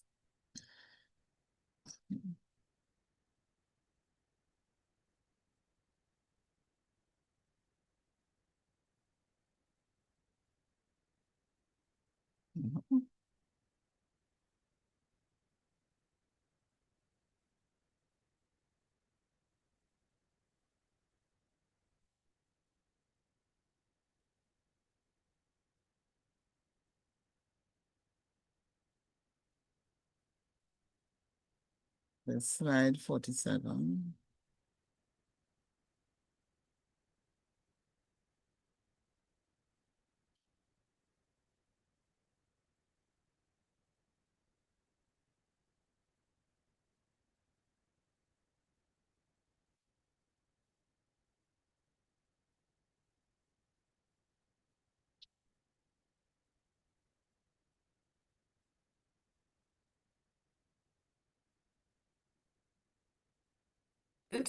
Go ahead, Ms. Osborne.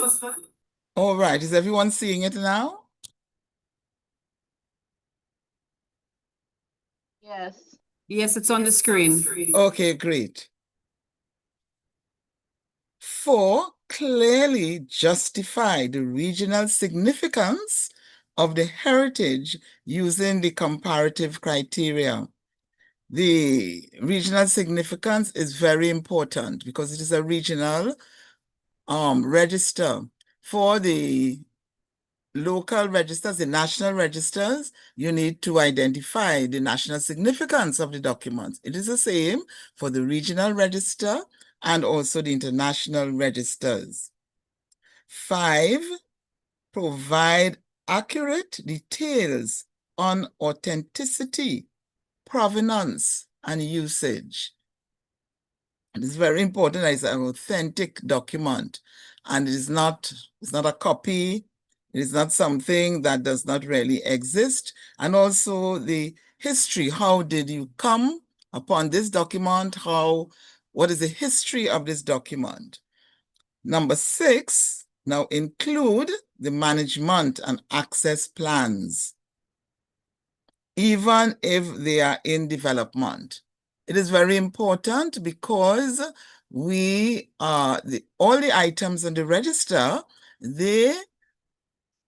from time to time, people will want to access these documents, and therefore we need to, institutions and individuals, because some individuals can also nominate collections, and therefore you need to have the development plans in place for the preservation of the documentary heritage so that we know that it is going to be preserved.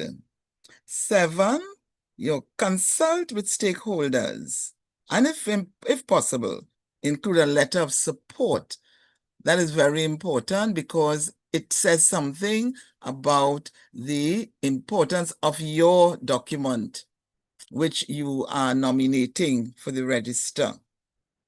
8, cite a relevant bibliography and name independent experts and expert contacts. That also is very important. Those people who can make some kind of evaluation and assessment of the document which you are providing and nominating. Now, on the other side, we have some don'ts. Don't miss the submission deadline, August 15th, 2025, because late entries will not be accepted. So that please save that date and manage how you are actually framing your nomination and getting all your information from experts and completing the form and doing your due diligence and research, because you have to, some research is required if you are to do your comparison to determine regional significance. So that is important you keep that in mind, and please avoid trying to send it on the 15th. Perhaps give yourself a week or 2 weeks before, because things with computers tend to happen, and if it's not uploaded by the 15th, it will not be considered. Now, 2, don't use vague or overly technical language. Be clear, specific, and honest. Please avoid submitting incomplete forms or omit required attachments, images, and your expert contacts. That is why the checklist is so important, to keep it handy that you are submitting all that is required. 4, don't exaggerate the heritage's importance or falsify provenance. Give some very exotic idea or term or sentences. No. It is better to be very clear, be very specific, because your document is important and you have deemed it to be so, and therefore whatever you say, we would understand. The committee will understand. There's no need to falsify or to make very exaggerated comments. And please remember to sign and stamp the Declaration of Authority section, because sometimes that is the last thing to be done. And sometimes you forget and you say, oops, we have sent it already. On account of that, because of that, we may have to send to you, ask for information, etc. And that may delay the decision about your nomination. Okay, so please keep that in mind. And I am sure that the committee would receive many nominations from this part of the region, the English-speaking region. Thank you very much. Thank you so much, Joan. Very, very useful tips indeed. And I just want to remind all our participants here today that the presentation is being recorded and we will have this presentation as a useful learning resource to remind ourselves of the important tips and also to share with others in the region so that they can be guided accordingly. And as my colleagues indicated, hopefully we will have many successful nominations this year.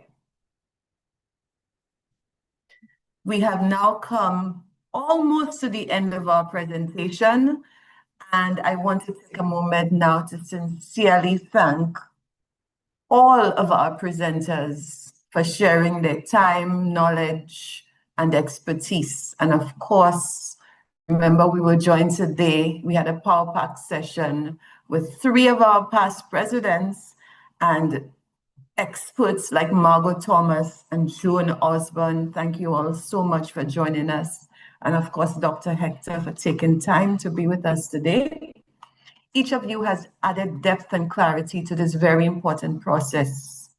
Again, this is the first time, thank you, Peter, that we have 3 past presidents in such a space. And I consider it an honor. Thank you all so much for your contributions. I also want to acknowledge and express appreciation to the organizations, institutions, and individuals that helped spread the word about the call for nominations and supported the coordination of this workshop. Your efforts have made a difference, I'm sure. Special thanks to the Sir Arthur Lewis Community College for their invaluable collaboration and partnership in hosting today's workshop. We are especially grateful to the 7-member technical team working quietly behind the scenes to ensure that everything ran smoothly today. Thanks to Dr. Hector as well and the UNESCO office for promoting and supporting this workshop. I want to acknowledge the presence of members of the UNESCO Secretariat that are also present here today in this workshop. Thank you for supporting it and for your presence. Before we close, I'd like to highlight a few key points to keep in mind as you prepare your submissions. Please remember that the deadline for submitting nominations to the MoWLAC Regional Register is August 15th, 2025. This is a firm date, so we encourage everyone to begin finalizing your applications well in advance. And I know some persons have already begun to craft their applications. The Regional Committee will be hosting 2 more workshops on July 20th for Latin America, and on July 25th, there will be a follow-up session to address any issues and questions that you may have. That last session is designed to address lingering questions, last-minute concerns, and clarifications. We also want to propose as a follow-up session to today's a do's and don'ts, where we'll delve deeper into that aspect of what constitutes a successful nomination and some of the pitfalls to avoid. And I'm hoping that my good friend and colleague Joan Osborne could come back on to host the session with us. In the meantime, we encourage you to visit the website of UNESCO's Memory of the World for Latin America and the Caribbean to stay informed and updated. You'll find the detailed guidance forms on the website and supporting materials on the link that you can see on the screen. And if you have any specific questions about the call, its regulations, or the annexes, please feel free to reach out directly to the MoWLAC Bureau using the email address provided. Lastly, I know that we have a few questions in the chat, so please stay with us. We will now move directly into the Q&A session where all queries will be addressed. The session will be moderated by Mrs. Natalie Jolie-Fanis, our college's Marketing and Communications Director, and it is my pleasure to invite her to lead this aspect of the proceedings. Thank you all once again for your participation and for your commitment to preserving and promoting our region's very rich documentary heritage. Natalie, over on to you. Thank you so much, Mrs. McDiarmed. I trust that this was a very fruitful discussion for everyone. And yes, there are several questions in the chat that I will proceed to go through and invite the respective presenters to address. And if any further clarification is needed, then I invite you to indicate so by raising your hand. And one of our team members will indicate that we need to focus on you. So the first question is to Mr. Gregory St, and that question came from Ms. Julian. I hope I'm pronouncing your name correctly. And the question is, in the summary, could reference be made to a previous inscription? Example, Indian indentureship inscription. Mr. St.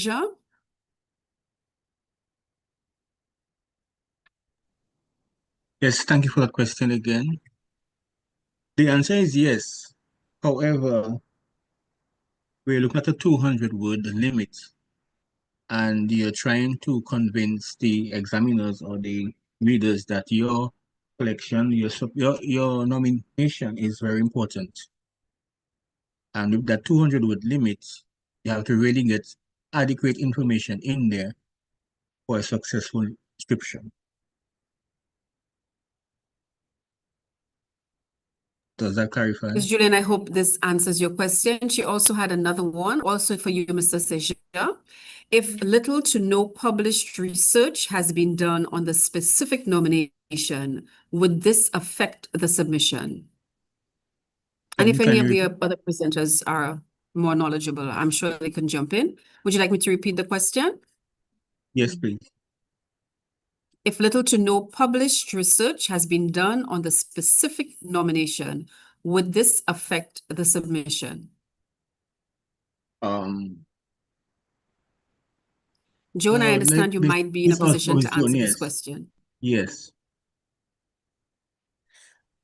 Yes, there's no, you can still submit a nomination like that, even though it will be, it's a unique nomination, so that it will be judged accordingly, to be evaluated accordingly.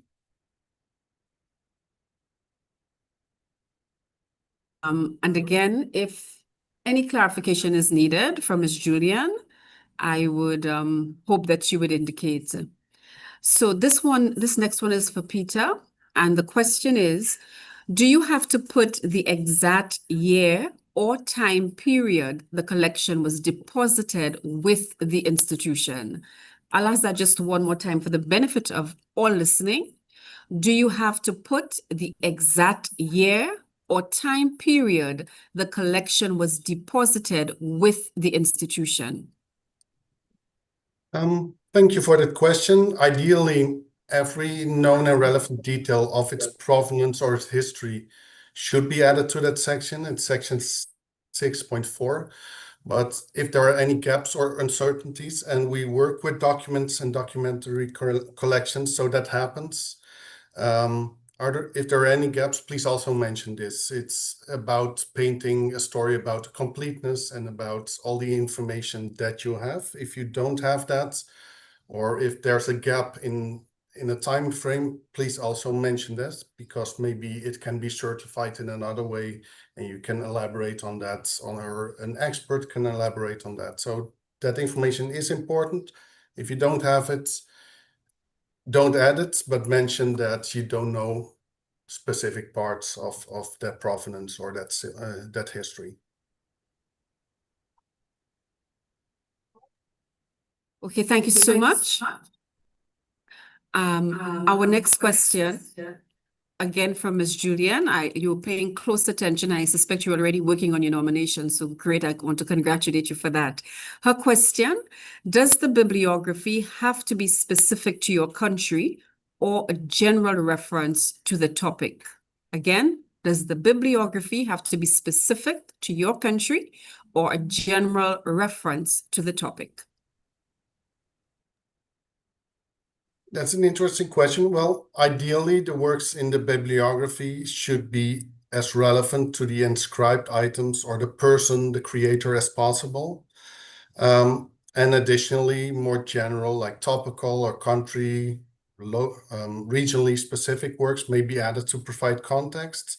So it depends on the collection. If it's, well, we're talking about regionally significant collections. So in that case, something specific to your country might or might not be relevant to this item, but everything that is can describe something about the context, about the creator, about the genre, for instance. Please add that. If there are works specifically on that person or that collection, it's even better. And in that case, the context will be explained by those articles. But still, it's if it provides context in any way, if it's relevant, please add it to the bibliography. Thank you. Good question. Thank you so much for that detailed response. We have a question that was asked during Rita's presentation, but again, anyone can jump in if they have the answer. And the question is, what is the arrangement in place for public access to the Machel-Montano collection? What is the arrangement in place for public access to the Machel-Montano collection? There's another part to that question. Can you indicate the nature of the collaboration with NALIS? Was it a joint submission? The person notes that there are important collections held by private individuals and organizations that are not part of libraries and archives, but which are of value to be listed in the MoW. Guidance on how to proceed with those types of collections would be appreciated. So a question for guidance on collections held by private individuals and organizations that are not part of libraries and archives. Perhaps I can look at those questions, yes? Joan, Rita? One for the Machel-Montano collection. It was a joint nomination between NALIS and the Anesthetic Limited, and therefore there is a reading room that has been established at Aesthetic, and you just need to call and inform if you wish to visit. There's also an online presence. Now, for the application of the nomination, there's a section on accessibility and how it can be accessed. And the correct information must always be included there so that anyone can check the nomination if they wish to contact or to have access to a particular collection. For example, Serval, Jerry Pranton's collection, that is held by Serval. It is not NALIS. And anyone wishing to access that collection need to contact Serval. But that information is always in the actual nomination. So that that section will give you that information on any nomination. Okay. And the other question.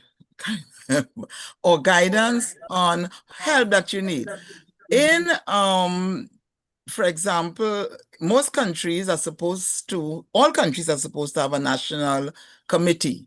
That national committee that is normally under UNESCO, the National Commission for UNESCO in that country, is the body that is charged with the responsibility of helping to guide the whole process, so that contacting the National Commission of UNESCO in your country and to find out whether there is a committee. Now, there are not many committees that have been established, and that is something that MoWLAC is working seriously on. UNESCO is working, apart from the international, the national body, MoW body, the regional bodies, to assist in the formation of committees, national committees. But apart from that, that is why we began the whole process a couple of years ago when Peter was president, to provide assistance through memory institutions. So that in Trinidad and Tobago, for example, NALIS, the Heritage Library, the Director of Heritage Library, you can contact the Director of the Heritage Library, you can contact with the archives, the head of the archives, even the university, West Indiana section of the university. They will assist the professionals there, would give that kind of guidance and assistance because they have all have experience and they have submitted successful nominations at the national, regional, and international bodies. But in most countries, the National Library, for example, in Trinidad, NALIS Heritage Library would provide that kind of assistance to the person with private collections who may wish to nominate the collection to the register. Thank you so much for that, Ms. Osborne, and I hope that gave some clarity to Ms. Julian in terms of, sorry, that was Roma, in terms of guidance on how to proceed with those private collections. I note as well that Peter has been doing some updates in the chat in terms of the questions, so there's some references there that you may be able to use. There's a question that says, do you need a total of 3 independent experts? I think there's a section 6.6 that says up to 3. I'm not sure if I can go ahead and provide that answer, Peter, or if you want to elaborate. No, it's up to 3. So if you have 1 or 2, that's also good. Okay. The next question we have is from Sonia Reese, and it says, once materials are submitted, can we, the submitters, continue to publish or make available the same on our independent organization platforms?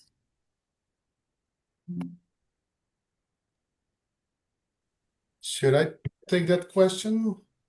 Go ahead. Okay.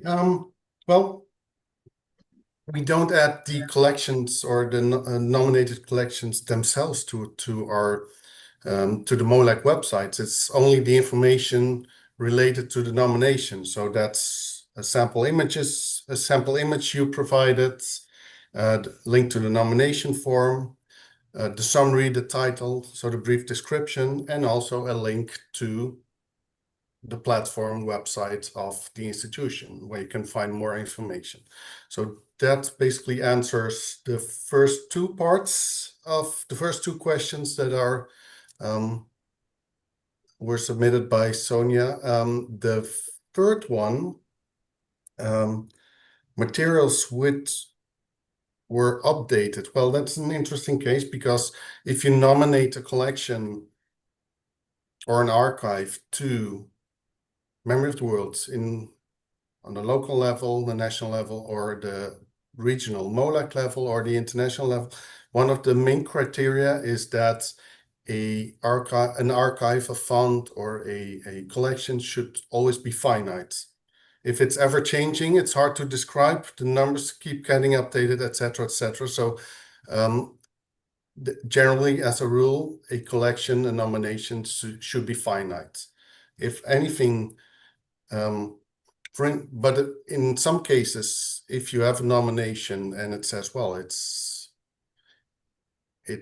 everything we have, but it's incomplete, and maybe later on you acquire something that's a significant addition, then you can always submit an new nomination to update an addition, to update the information that was already provided. And sometimes an existing nomination, for instance, the one about the Panama Canal, or the indentured workers, or in the case of the first one that Kathy mentioned, the one about the slavery records from the Dutch Caribbean, for instance. It was the Dutch Caribbean consists of 6 islands and Suriname. If you look at that nomination, it was submitted in 2017 by Curaçao, Suriname, and St. Martin. So it wasn't the entire Dutch Caribbean. So what happened afterwards was in 2022, when it was submitted to the international level, the things that were located in the Netherlands were added. So it was an addition more works, more archival records. The numbers increased, and still Aruba and part of the Curacao collections were not added yet. So what happened last time around in the 2025 cycle, was that all the records added by Aruba were included. So that means, yeah, sometimes something gets added. You can always do a nomination to add that to an existing inscription. That happens all the time.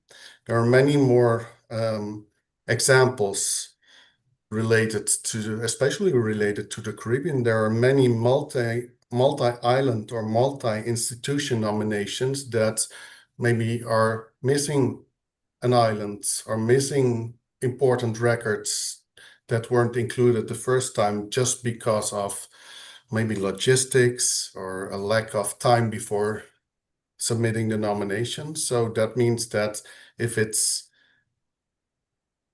not complete yet, you can always complete it.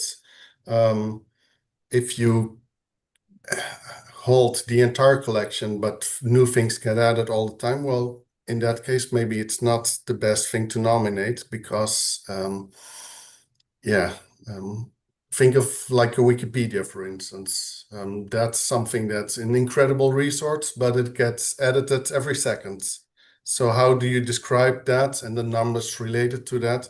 It would be quite impossible, and it would be quite impossible for a committee to evaluate that every cycle around, etc., etc. So that's it has to do more with the nature of traditional archives and collections. If they're closed, if they're finite, it's easy to describe. If not, there's a lot of logistics involved. I'll add my answers to the chat as well.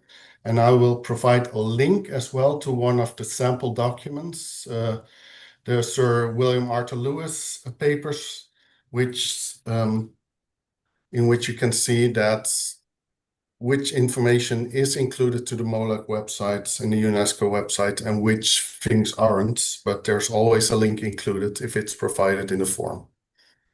So that's basically how I would answer that. Hopefully it's is complete. So if you have more questions, you can always keep asking them.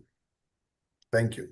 Thank you. Natalie, Thank may you I so jump in much. here, please? I think our presenters did an excellent job of responding to quite a few of the questions in the chat. So for example, yes, it is an annual call.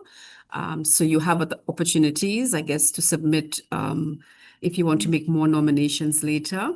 The checklist that someone asked for, the list of do's and don'ts, the entire presentation, as well as the recording would be made available. Remember that most of you registered, so we were able to curate your email addresses. So all of those will receive the recording today. The YouTube link will also remain available. So yes, the documents will be provided. And you can access those as well as the checklist for the application. So there will be more information coming from the committee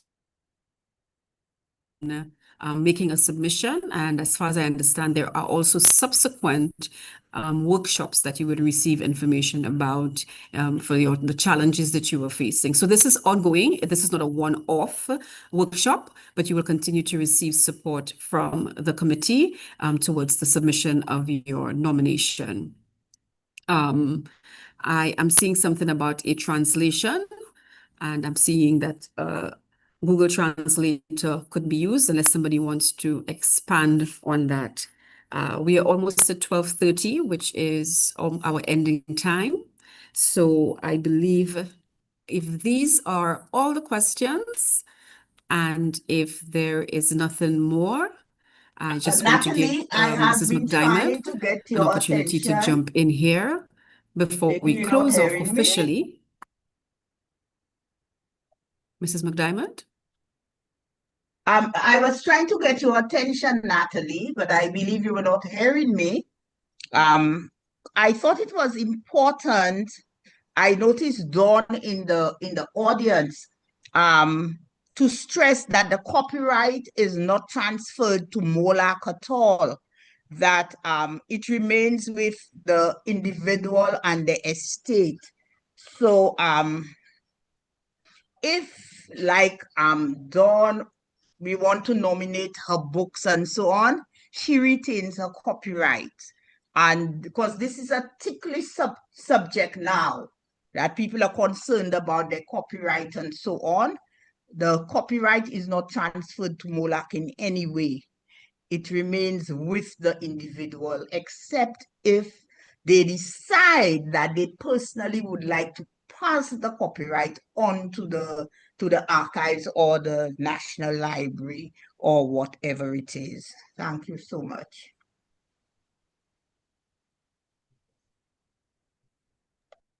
We appreciate that clarification, Ms. Thomas. So, ladies and gentlemen, let me thank you so much for your presence here this morning. I think it was a strong showing and the interest was certainly there. The questions came through.